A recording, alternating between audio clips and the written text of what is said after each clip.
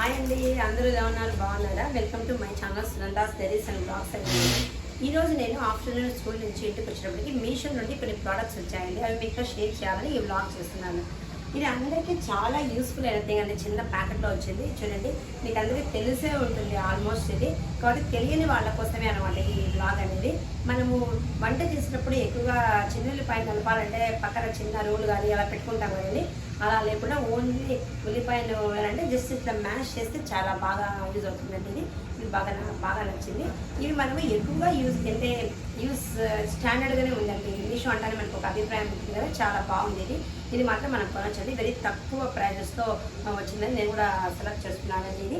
తర్వాత ఎక్కువగా మనము బజ్జీలు లాంటివి అలాంటివి మనం చేసినప్పుడు ఖచ్చితంగా వంకాయ, టమోటా లేదా సొరకాయ అటువంటి వాటిని మనం కాల్చి చేయాల్సి వస్తుందండి.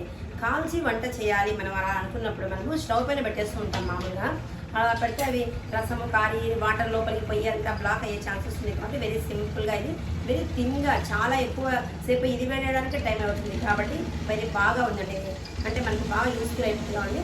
దీనిపైన మనము ఆయిల్ లేకుండా పరాటా లాంటిది వేయచ్చు. ఒకవేళ లేదనుకుంటే మనం ఇక్కడ వంకాయలు, టమాటాలు, పచ్చిమిరపకాయలు లాంటివి ఏమైనా కాల్చాలనుకుంటే ఇది బాగా యూజ్గా ఉందండి. నా వరకైతే ఇది బాగుంది. చూడండి, మీకు కూడా బాగా ఉంటుంది అనుకుంటాను. ఎవరైనా లేని వాళ్ళు బాగా కొనొచ్చండి. చాలా రోజుల నుంచి అనుకుంటూనే ఉన్నాను కానీ నేను షాప్కి వెళ్ళినప్పుడు అంతా కూడా అర్థం కాదు. కుకింగ్ ఛానల్స్ ఎక్కువగా చూస్తే మనకు అర్థమవుతుంటుంది. ఇది చాలా యూజ్ అవుతుంది. వీటికి ఆయిల్స్ పైన పెట్టుకోవడానికి నూనె అబ్బాయిలకి దీంతో పాటు ఇచ్చాను కూడా కాంప్లిమెంటరీగా ఇచ్చాను.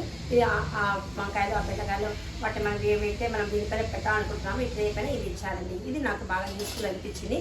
కాబట్టి very small things from Meesho అనమాట. చాలా బాగున్నాయి ఇది.